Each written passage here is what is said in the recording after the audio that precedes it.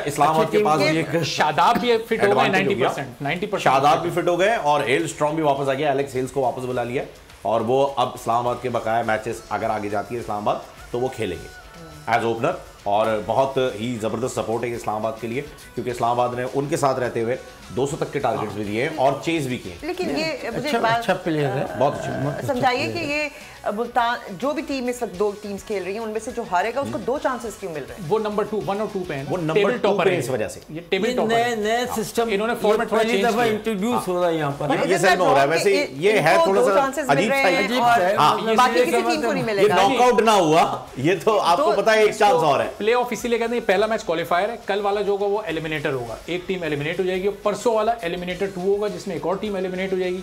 जो 2 टीमें आखिर में बचेंगी, मैं कह रही हूं ना कि 1 टीम इज गेटिंग 2 चांसेस, क्योंकि उन्होंने मैचेस ज्यादा जीते हुए हैं ना। लेकिन पॉइंट से भी जो था 8 टीमों का, उनकी पोजीशन बेहतर थी। ये क्रिकेट नहीं, ये एंटरटेनमेंट है जी। बेसिकली आई थिंक इंग्लैंड क्या है कि वहाँ लोग 5 बजे के बाद है ना फारिग होते हैं, कोई भी है ना आ नहीं सकता मैच देखने के लिए। तो उन्होंने ये स्टार्ट किया कि इवनिंग में अब वो सारे लोग जो है ना अपने ऑफिस के बाद है ना सब आते हैं 2-3 घंटे, वो लाजमी बात है, बाहर भी होते हैं, ये होते हैं, उनके लिए एक ये एक्साइटमेंट होती है। हमारे यहाँ बिहाइंड द बार तो है। ओके हमारे यहाँ बिहाइंड द बार भी है ना।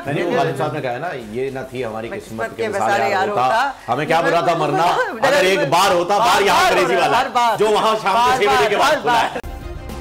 सब्सक्राइब करें और बेल दबाएं ताकि कोई खबर रह न जाए।